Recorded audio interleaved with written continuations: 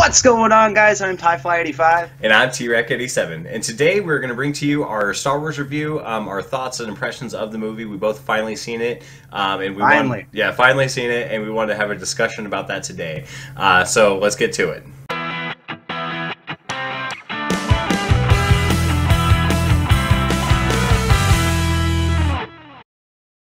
So, before we get started today, before we get started on the actual Star Wars review today, just a couple small minor notes. One is just about a schedule change with myself and TieFly85. We thought that we basically, over the break we took, we've basically done nothing but talk about YouTube, of course.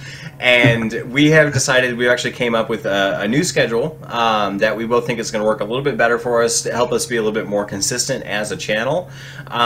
So Tuesday is going to be kind of a wild card day, we've decided. Whether it is Loot Crate unboxings, Snack Crate unboxings, we've got a lot of different ideas. I'm coming up with kind of like theories about films, like kind of like what if type scenarios, like like what if Darth Vader hadn't died, how would that affect the timeline? Just basically interesting stuff we want to talk about, and like I said, the loot crates and stuff like that. And so that's what Tuesday is going to be from now on. Wednesday, Thursday is going to be a game and movie review days. Not in any specific order. It could be, Tuesday's a game review, Wednesday's a movie review. Just kind of depends how the cards fall. But we want to review something together every week on the game and the movie side. This week it's going to be Wolfenstein is going to be the game, and obviously today we have the Star Wars review. And then Friday, Saturday is going to be basically just a news day. At the end of the week, we're going to go over and recap any news from the past week, anything important. One day will be movie news, one day will be game news, and basically we want to do this every week and just try to be a little bit more consistent for you guys. We think it's going to work out a lot better. And then obviously Sunday is our roundtable wrap-up. Yeah, and with the roundtable wrap-up, I mean, all of you already are aware where we go back through and talk about all of our videos, the comments. It's basically our discussion where we actually want to go over your comments and talk with you guys. So as you guys are, watching us throughout the week and leaving us comments, we love to read all of your comments. And on Sunday's show is the one where we go over all of your comments and, we have a discussion about it. So definitely a great episode. You should definitely check them out. Yeah, absolutely. The roundtable wrap-up is always a lot of fun. The roundtable wrap-up will always be live, I think. It's something we want to continue doing. The episodes throughout the week, we want to do them as much together as possible all the time, but they may not always be live. But this week for our roundtable wrap-up, I just want to quickly mention before we get into the review, Tony's box finally arrived from the contest. I was really worried it got lost in the mail. I kept checking the tracking, and it just basically said it had left, and then they were just like, yeah, it's somewhere, but he did finally get it. He sent us some pictures of what he got. He got some really cool stuff that I'm super excited to share with you guys. Yes, I'm very jealous. Yeah, so jealous. But we are going to show it off on Sunday's roundtable wrap-up. So tune in then and see what he got, and we'll go over everything for the week. But so something special for Sunday. With that out of the way, let's go ahead and move into the actual review today for Star Wars. Is there anything you wanted to kick off specifically first, Tyler? Yeah, so as far as it goes for Star Wars The Last Jedi, I wanted to kick this review off a little bit differently because I know a lot of the times people will kind of break down each section about it, but I just wanted to start with the negative. Let's go ahead and get the negative out of the way, and then we could just pop in to the rest. Yeah, and just for anybody that's watching that has not seen the movie, we have decided that this is basically going to be a pretty spoilery review. We don't have much to say outside of the spoilers for the movie because we want to discuss the movie itself, and I feel like most people have seen it that are going to see it at this point. But if you haven't seen it and you're watching this right now, just be warned that we're going to talk about some potentially movie spoiling stuff for you, so just be warned. Yes, you have been warned. Spoilers ahead. Spoilers starting now. Here we go. Yep. All right, so right off the bat, I just want to say, I don't know how you felt about this or everybody watching, but oh my goodness, I have to say the Canto Bight scene was the worst. I don't understand where they thought, or where he thought that the whole casino within the Canto Bight with the whole Rose and Finn, having to go to this planet to go ahead and get the code breaker, and it just, that whole part could have totally just been either cut down to nothing, and we could have got more of something else that would have been amazing, but it just totally took me out Like, it just took me out of Star Wars, like, completely. I did not feel... I felt like at any moment, James Bond was going to pop in and be, like, shaken, not stirred. And it just... What were they thinking? What did you think? Just Daniel Craig in the background. I was literally waiting for it. I was just like, what do they do? Is this Casino Royale? Like, what are we watching right now? That would have been really cool. So I 100% agree with you. The Canto Bight, the casino scene, it almost felt like a different movie. At that point, like it was like its own thing. It was so completely. I mean, I get why they did it. I do. I understand plot wise, kind of like why it was in there. But ultimately, like, had you cut that from the movie, you could have made that like literally 7 minutes of the movie instead of like a half hour of the movie, and cut it down. And then at the very end of the movie, it would have been the same result. There would have been nothing different about that, really. But I get why they did it. You know, they had the kid at the end of the movie pretending his broom was a lightsaber and all that. Go ahead. Yeah, well, that was a really cool scene. But I did read and watch this interview one time of George Lucas where he was talking about Episode 3, Revenge of the Sith. Mm-hmm. And basically he was talking about how there were some scenes in there that he actually wanted to cut from the film, but because of the way that it was positioned within how it tied the whole story, like he couldn't remove it. And so right. I feel like this was one of those scenes where, like, until you get to the end of the film, you're literally thinking, like, this makes absolutely no sense. Why did they do this? And then they show that one scene with the kid and the you know, dudes and the force powers, and then you're just like, oh, okay, well, that makes sense. But it still doesn't make sense. Right, and also, I mean, the scene was introducing, what's his character? The stuttering scoundrel. Benicio del Toro's character. Thank you very much. Still don't remember his actual name, but he's just stuttering scoundrel to me. Is that, you know, introduce his character, and obviously he's going to be in. I would assume he's going to be in the next movie. And it gave Finn something to do in the movie that was important, but ultimately at the end of the movie, like, he completely failed, you know, and ended up having no impact on the movie whatsoever, really. Also, yeah, go ahead. Well, also too, that whole storyline between Finn and Rose. Like, where, you know, Finn kind of seems, like, at first in the first movie, Force Awakens, you kind of seem like Finn is really interested in Rey. Like, there's kind of maybe something there. Right. And then in this movie, they jump to where there's still something between them, but they don't really ever see each other that often. But they're just best friends. Yeah, like now they're best friends. But then you see Rose comes in, and Rose basically is professing her love to Finn, and then Finn is just like... You know, like, what? Like, I don't even get it. What are you saying right now? And then the whole part too, where they had to, like, release the animals, and, you know, that the one scene part where they're removing all of the, basically the animals have their crap on to ride them, their saddles, and then she removes it, and Finn was just all like, you know, it's totally worth it, and then she removes it, and she's like, now it's worth it. Like, it just made no sense. That whole scene, like, just all of it made no sense to me. It was very forced in the movie. It was very, I feel like it was, like, wedged into the movie. So, and I'm not a huge fan of her character, the Rose or whatever her name is. I just didn't like her character. I didn't think she was a likable character at all. I mean, nothing against her or the actress. I didn't think she did a bad job necessarily. But I didn't like it at all, and I felt like her whole thing, like, she liked Finn, was very forced. And I also thought at the end of the Force Awakens, I thought Finn and Poe Dameron were kind of like, you know, going to be a thing, and I was like, oh, that's really cool. I mean, like, I think a lot of people did. I think everyone thought that, you know, at one point or another. You know, like, the jacket looks good on you kind of thing. And I thought that was, you know, a cool, different thing to show, and especially in a movie as big and it has as much of a global spotlight as Star Wars does, you know, and I thought that was kind of cool that they were going to showcase something that, you know, is very, very relevant in our culture, and they ended up going a completely different direction than I thought they were going to. But, you know, it is what it is, I guess. Finn's character...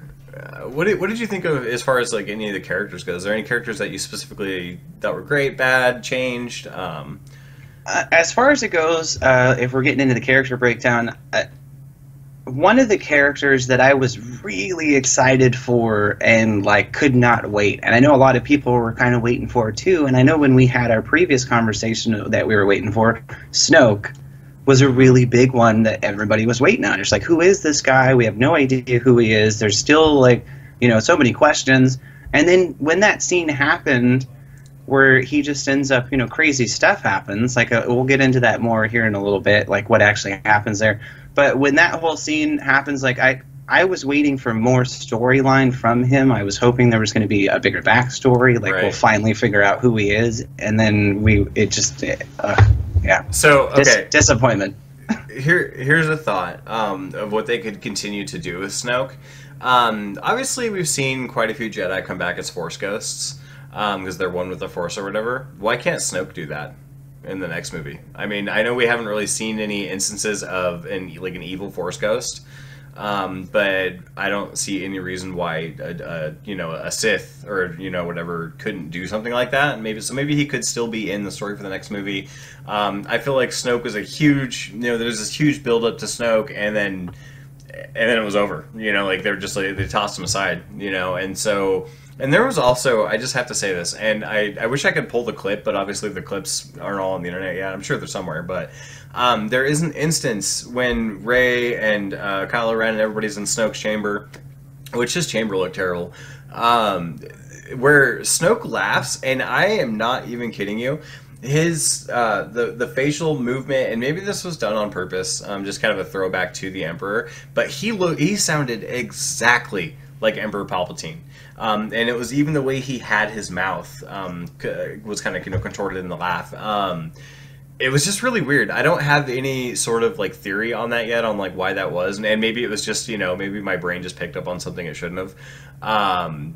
But yeah, it was really strange. Thinking back to it when you had mentioned that to me. The one part that I could remember is that part. But it was where he closed his eyes and he was just like, "Yes, I can feel it in you." Yeah, but that's exactly where the Emperor in Empires are. The Return of the Jedi. They're in that room together in the Emperor's chambers with Luke, and he does the exact same thing. Right. He's got the lightsaber directly next to him, just like Snoke with Rey, and he's doing the whole thing where he's just all like.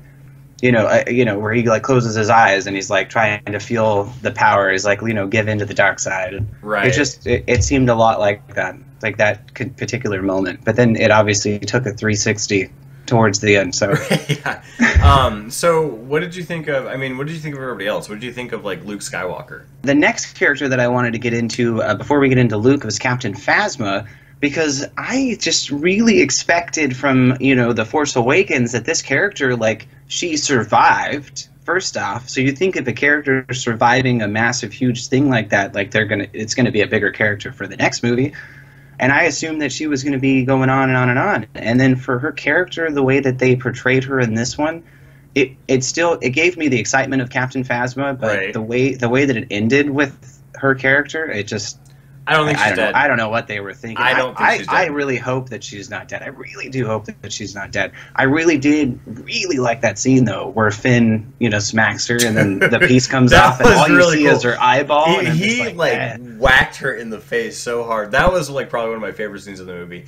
And so I totally agree with that as far as Captain Phasma goes. I mean, Captain Phasma, I want to be excited about her character, but it seems like they just throw her character off to the side every time. I think she's going to come back for the third movie. I think she's going to be burned and disfigured and maybe go I don't know, more General Grievous style. Maybe she'll have some robotic type stuff going on, maybe. But I don't think she's done personally, so I hope she's not. Yeah, no, I definitely liked her character. Definitely. If we're moving on from her, I would say the next character that I was really most excited for, that I was kind of let down, was General Hux. Yeah. I really enjoyed his character from The Force Awakens. He seemed like he was really playing that, Grand Moff Tarkin kind of character, where he was just I'm the ruler and I'm here, but I'm still I can be humble and whatever, and that kind of character. But it seemed like this one, it totally took a 360 turn, and he was kind of more comedic, and things seemed more lighthearted. He was a little even during. He was a crybaby. I mean, even during where it should have been serious scenes, it just seemed like I just started laughing. It just seriously was so funny. I just was like, is this meant to be funny? What's happening right now? It was the funniest scene in the movie to me, and I don't think it was meant to be that way at all. When Luke and Kylo Ren are standing out in the sand facing off with each other, and they start talking to each other, And God, I wish I could remember exactly what they said. But like Luke said something basically to the effect of like I'm sorry or something or the other, and Kylo Ren was like, "You should be." Yeah, and, like and I laughed so hard. I was dying. It was like I don't know what about it. It was the timing of it. It killed me. Or what about the part where they're both inside of what is the new AT-ATs, like the new ATSTs or whatever, and he's just like, fire everything you got on him, and then General Huck stepped forward, he's like, fire everything, like right he's like afterwards. Repeating him, and then he looks at him, and I'm just thinking like, yeah. that's definitely another one of those forced kind of. It's just another like. You didn't really necessarily need that, but yeah, I thought the part afterwards when they were done firing though, and he was just like, "Do you think you got him?" I thought that was pretty funny though. So this movie was more funny than it has any right to be, honestly. And it was just I don't know that it was intentional. Maybe it was just the way the director had shot the movie. It's just there was a lot of good comedic moments in the movie that I liked a lot. What about Rey? I really did like Rey this time around. I think that they did a better job from in this one than they did from the first one. Mm-hmm. And I thought her character overall, with the development and the way that she interacted with Luke and that whole thing that happened, I just think that like it was a lot better. Like I think her character was better this time than it was last time. Yeah, I agree. I like her character a lot. Daisy Ridley does a fantastic job. And I really liked her character this time around. Rey, I'd say second to my top Star Wars characters I love, obviously, and this is me personally. I love Anakin Skywalker the best. Even Hayden Christensen's performance. People can hate on me all they want. You can say he was terrible. I don't think he was. I think it was the way the movie was directed was terrible. But he was really good, and I loved him. I loved Darth Vader. Luke Skywalker, obviously, is a very narrow, close second. And Rey is the third, honestly. Out of all the Star Wars characters, I think she has a very likable character. So I really enjoyed her character in this movie as well.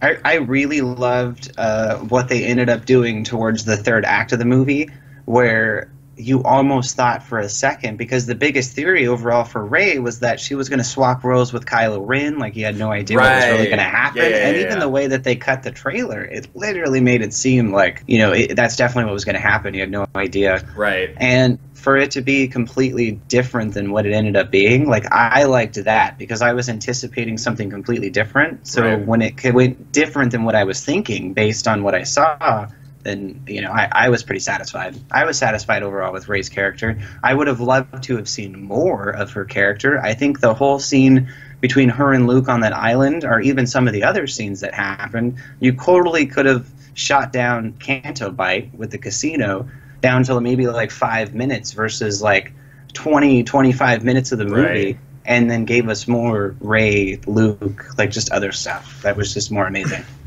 Yeah, I 100% agree with you. So with that, I mean, obviously, Benicio del Toro's character was pretty secondary. I liked his character. I don't dislike his character. I think Leia did a great job. Carrie Fisher did a great job as Leia. I do have one gripe with Leia, but we can get into that in a minute when we just actually break down the movie. You probably already know what I'm talking about. Yeah.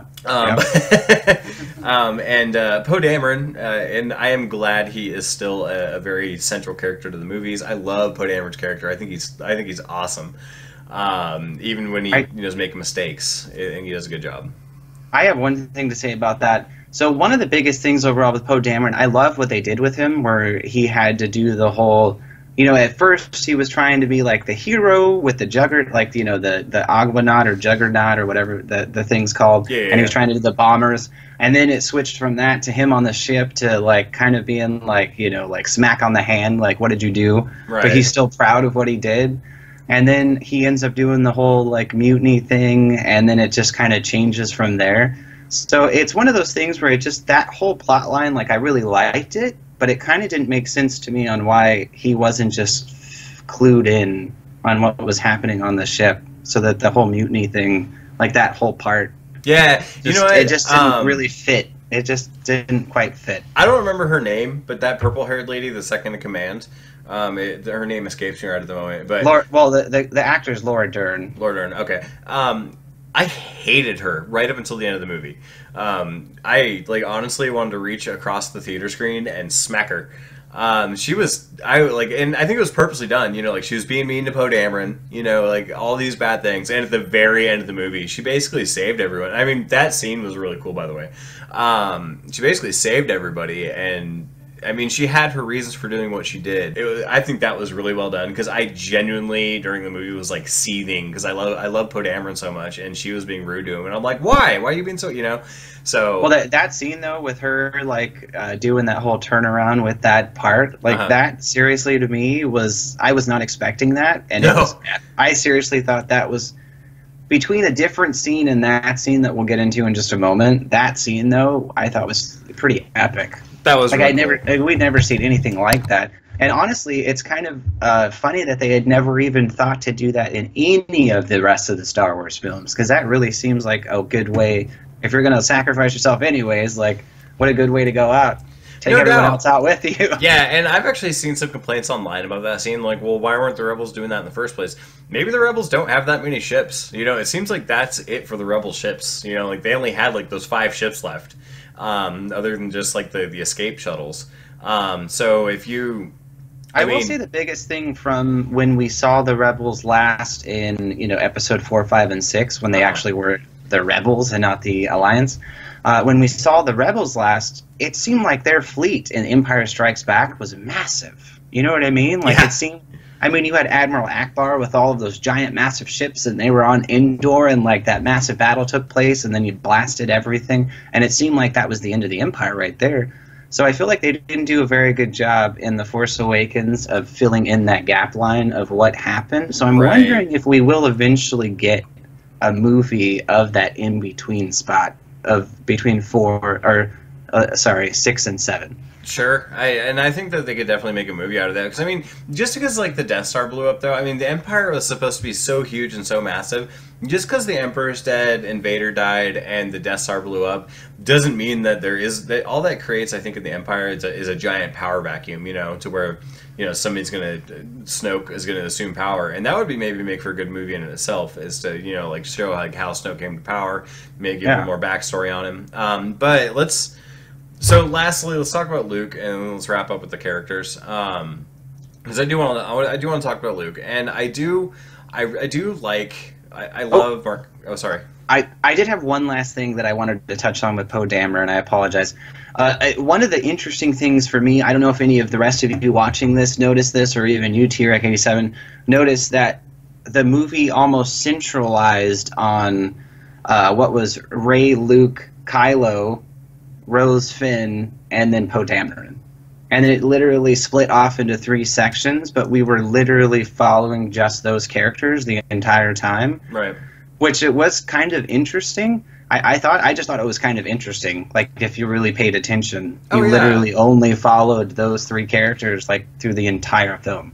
Or those 3, like, storylines. In a movie like that, you have to do that, though. I mean, you can't have everybody be on screen at the same time, because then it's just too much, you know. Like, everybody has to have their own to make these characters matter. Everybody has to have their own arc, you know. And so, just to briefly go, this is still on topic, but I guarantee you with Avengers Infinity War, when that comes out, the same thing's going to happen. That there's going to be so many characters, that there's going to be a core group fighting, like, Thanos, and then there's going to be, like, you know, the Captain America group down in Black Panther's homeland. Wakanda. Yeah, Wakanda. I always want to call it something else, and I can't ever remember that. I know it's not the right name what I want to call it. I want to say, like, Uganda, but I think that might be a real place. That they're going to be a separate thing. There will be times when they're mostly together, but you have to separate that out and have more than one arc to do that. But yeah, no, I picked up on that right away as well. Yeah.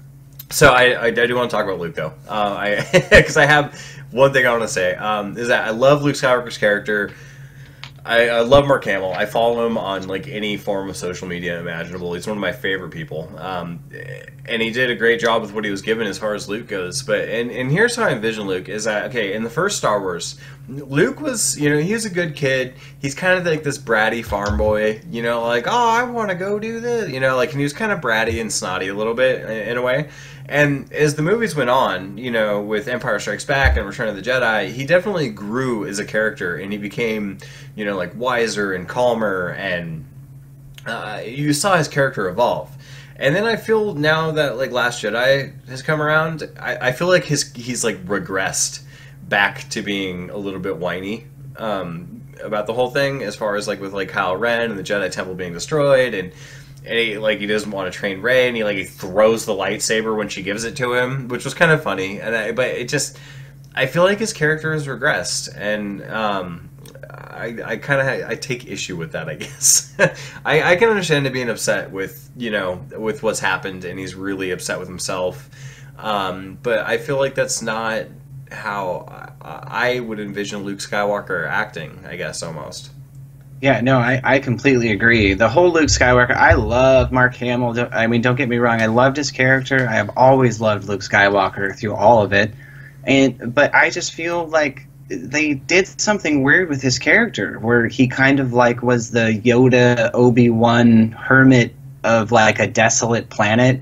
So kind of like Obi-Wan on Tatooine, and then Yoda on Dagobah, and then now you have Luke on, I can't even remember the name of the planet, but so it's kind of a similar storyline. And then you had Obi-Wan found Luke, and then Luke got trained by Yoda, and now Luke's training Rey, and so a lot of similar storylines overall. But I really did like Luke's character. The only part that I did not like at all, period, was his whole hatred for the Jedi, because I feel like the Jedi were. I just didn't like that whole aspect of it. I didn't picture Luke ever being like, it needs to end. This is the worst. Like, it's all my fault. Like, let's destroy the Jedi. Like, woe is me. I just didn't like. Yeah, I just didn't like that whole the way that they wanted to go with that. For him in the beginning of the movie to be like, I'm not going to train you, and then okay, I'll train you, and then at the very end, okay, let's go save everybody. Like, it just didn't make any sense overall with the continuity of keeping it together. Right. No, I totally agree. And so I'm a little bit torn about his character. I think he did a fantastic job. Yeah, no, he did. But with what he was given, he definitely did a great job. And I've even kind of read some stuff that he's not super happy. He's not happy at all. He started like a Twitter hashtag, like "not my Luke Skywalker" or something like that. Which then I heard he apologized for, because I'm sure like the House of Mouse threatened to break his ankles. Something like that. But yeah, I do. Yeah, I have some issues. So let's talk about the movie as a whole. Let's break that down and talk about what we liked, what we disliked. I know we've talked about some of this already, but yeah, no, some of the biggest things I would say overall. I mean, visually, the movie was stunning and great. Yeah. I loved the new dreadnoughts, like the new ship styles, and especially Snoke's ship. When you saw Snoke's ship, it was very so intimidating. Huge. It was huge, and it was massive. Yeah, and that to me was really fun. Like, to see something new finally that was completely brand new. And literally somebody can argue the point too, like, well, Canto Bite was brand new and something we had never seen. No, like, nobody wanted that. That was crap. But to see something like those dreadnoughts, or even those bombers, like when they went through to try to bomb the dreadnoughts and all that, like, just it was just new. It was just all new, and I loved it. Yeah, it was great. Like, visually stunning. New ships were amazing. I loved the inside of Snoke's ship too. Like, it was visually amazing. Like, on the inside, it reminded me of the Death Star. Like, it kind of brought me back. It had a little bit. Yeah, I mean, the Death Star was very, especially like the throne room was very like dark and like not well lit. I just thought Snoke's throne room wasn't entirely bad. His throne room though, like with the red backdrop, like which was like it could have just been a green screen for it was just weird to me. It was very. I mean, I get like I kind of get the theme they were going for. It was like kind of like minimalist sort of, and like I don't know. I didn't like his throne room as much. I did love the fight scene with Kylo Ren and Rey. I thought that was so cool. Yeah, with the Praetorian guards. Like, I could understand why the room ended up being red, maybe based it around those guards or whatever, like with their armor being red. But those guards were pretty. I mean, that scene alone, hands down, was probably like my new favorite like lightsaber battle scene, like in all the movies now, because it just was so amazing. Yeah, I was not expecting it, and when it happened, like that whole scene where Kylo finally was like, I know what I need to do. And then he's like turning the lightsaber with the Force, and then he's able to turn it on. Like, I never actually knew that, like, you could ever actually activate a lightsaber before it gets to your hand to push the button. So that was something new that we had learned that we didn't know that you could do with Force powers. Yeah, and So I mean, it's it's just a click button. I thought there was supposed to be a safeguard though, where if the Jedi dropped his lightsaber, it was supposed to turn off. I'd always like read that, but at the same time though, there was scenes in, I think it was Return of the Jedi, or whatever, where Darth Vader like threw his lightsaber and it whirled around and he like threw it at Luke, and it stayed on. So I'm not sure exactly like what to believe there. But I was always like led to believe that there was like a safeguard on the lightsaber, so where, like, it wouldn't just like click on while it was like strapped to your waist and then cut your leg off, because that would suck. But so I thought, as far as the movie goes, the movie did drag on a little bit, especially with since I do want to talk about the space scene where the Empire is chasing the rebels, or the First Order is chasing the rebels, and it's basically just like, let's just wait till they run out of gas. That drug on way too long for me. It was, they only run out of, the fuel seemed to only shorten when the plot needed it to. But the scene with Leia getting blasted out into space, at first I was like, oh no, like that's how they're going to kill her character, that sucks. And then she like force flew back into the ship, and it looked like she was on wires though. I didn't like it. It did look a little weird, and yes, I thought for sure, I was like, wow, this is kind of perfect almost to, because of what happened to Carrie Fisher. We love Carrie Fisher, long live Carrie Fisher. But as far as it goes for a character, that could have been the perfect time for an outing, due to the fact that the last time we saw her now, she is completely healthy and on the Millennium Falcon on her way to who knows where. So I'm curious to see what they're going to do with her, because they did specifically say that they're not going to CGI Carrie Fisher into a Star Wars film. So I'm curious to see how they're going to finalize that particular storyline. Another really big... Oh, did you have anything else to say about Leia? Sorry. Oh, just real quickly. I think the only thing we're going to get from, as far as Carrie Fisher goes in the next movie, I think there will be some form of CGI, but I think it'll be like a hologram transmission type thing. That's exactly what I was thinking. Yeah, yeah, and I think they'll find like a voice actor, but it's gonna be like one of those bluish holograms where the details are kind of obscured anyways, because they don't want to like screw up her face like they did in Rogue One. Like, I'm sorry, but it was like she was made out of plastic. Like, it was really So, well, speaking of holograms, like just as a quick throwback, like I loved that scene with Luke R2? and R2D2. Yeah, that was really good. Where he just is all like, I'm not going to go help him. And then R2 shows the Princess Leia throwback, help me, Obi-Wan Kenobi, you're my only hope. And then Luke Skywalker is just like, what a cheap blow. Yeah, like, it just... dirty move, R2, yeah. Yeah, dirty move. I like that a lot. That was a good throwback scene. And then also, too, like, when Luke finally saw like C-3PO for the first time, or saw Princess Leia for the first time again, like some of those scenes were really cool. One of the biggest gripes that I have overall so far with all of the Star Wars movies, well, the first, Force Awakens and now, is that Luke Skywalker, Princess Leia, and Han Solo were never seen in one scene, and that annoys the crap out of me. Yeah. And I know a lot of people are really mad about that, and I am super mad about that. I would have loved to at least seen one freaking scene where they all met each other before it all ended. Just like, one time.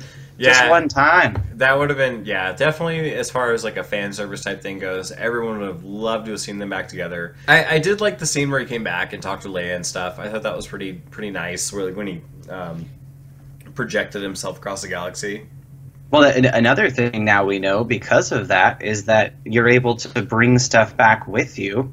So, like when he had those dice from the Millennium Falcon, they weren't real. Did you? Oh, she had them in her hand though. So he gave them to her. She had dropped them because Kylo Ren went into the base. He picked them up and they faded away. Oh, that's right. Yeah. That's right. Okay, yeah. So they weren't even real. I totally spaced that off. Wow, good catch. Yeah, I totally remember that being like, oh, he wasn't actually there. I was like, how did he give her the dice?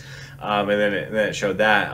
Well, the only reason I bring that up is because of when Rey and Kylo Ren were doing that connected force, seeing each other, and then there's that one part where it's raining and Kylo's there, and then when he goes back, he like wipes gets wet. his face, Yeah, he's wet. and he has the water. Yeah. So that's why I was thinking. I was just like, oh well, I mean that must be what that is. Then he's bringing it with him, but he's not really there, but he can bring that with him. Right, and so also that brings me to another point. I really like the arc of Rey and Kylo being connected. It feels like they're still connected even after Snoke is dead. Like now that Snoke has done this, they're still connected in a way, and I think that's really cool. I think it'll be really great for the next movie. My gripe with the Luke scene, though, just going back to this real quickly, and this is purely the 7-year-old in me talking. I wanted him to really be there, and I would have rather seen Kylo Ren strike him down, and I would have loved to have seen Luke basically just use Obi-Wan's line, you know, like, if you strike me down, I shall become more powerful than you can ever imagine, or whatever he says, you know, from the first movie. I would have loved to have seen that. I mean, he said something kind of similar, but then, you know, we see he isn't actually there, and I did think it was cool. He was like super meditating on that rock, floating, and he gets one last look at the suns, you know, on Tatooine, just like when he was young.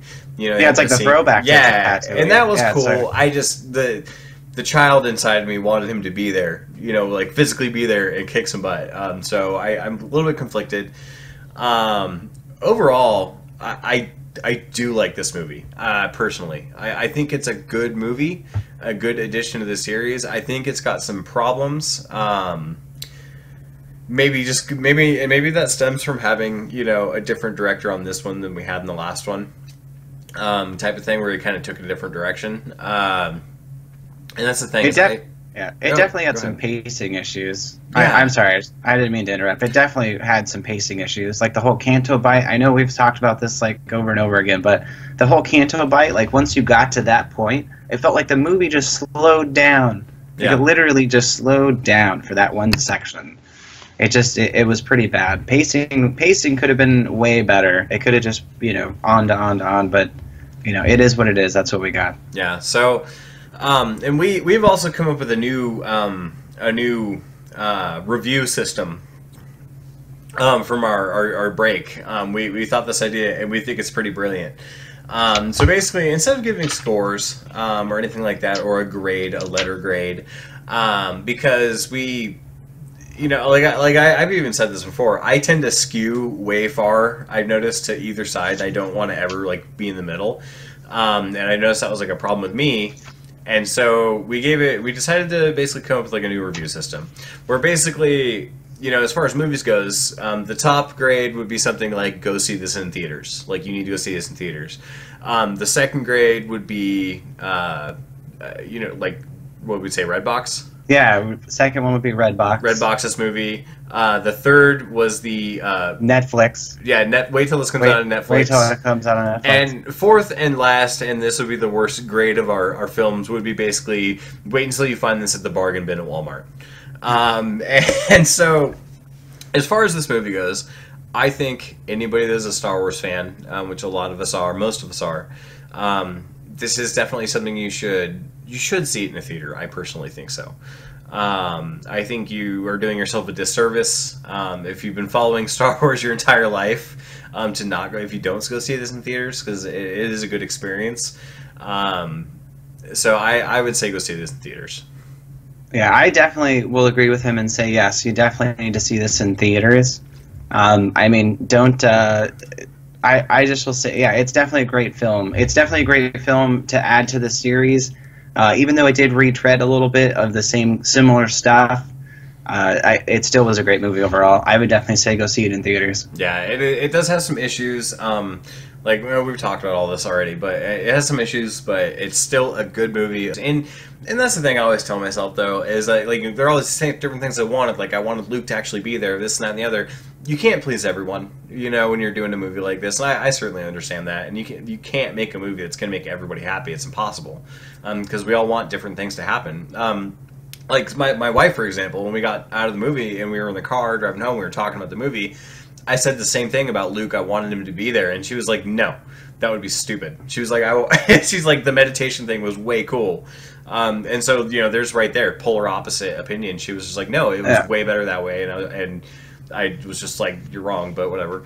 Yeah, well, then the biggest thing when me and my wife went and saw it, her biggest thing was when Rey went down into that dark, like the dark tunnel with the darkness for the dark side, and she kept seeing herself in the mirror like over and over and over, and then she would turn around and come back and stuff. Yeah, it just was really odd. Like that whole scene, it made no sense. I didn't really understand it, and thankfully, you know, my wife felt the same way. Like we just both didn't really get it. That scene was supposed to be, I think, comparative to when Luke went into the cave. When he was training with Yoda, and I get that, and it was just supposed to be, I don't know, visual trickery, I guess.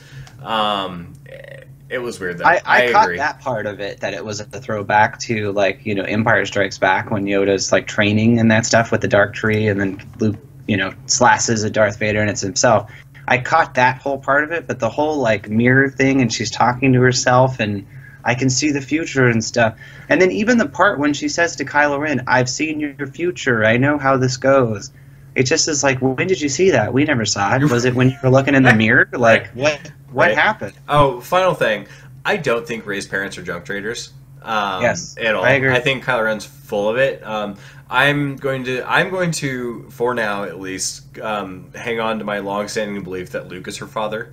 I could totally be wrong, and I'm starting to think I am wrong, but that's what I think. And if her parents are junk traders, I don't know. I guess I'll eat my words, but I don't believe that Kylo Ren told her that. I don't think that's the case at all. So. I honestly felt that, like, before I found out when they were doing the Force connection because of Snoke, I honestly thought that maybe that had happened because they could have been brother and sister, and I almost thought that's where they were headed, where because of the whole, like, Force Awakens, when Rey first meets Princess Leia and they do, like, the warm embrace and she looks like, you know, like, oh, I know you or something. It kind of almost seems that way. Uh-huh. And then this time around, it just seemed a little slightly different, but that's where I almost thought they were headed, was to where, you know, somehow they're both related. Right. From Princess Leia and Han Solo. Like, you know, they're twins. Well, they could be related. They could be cousins.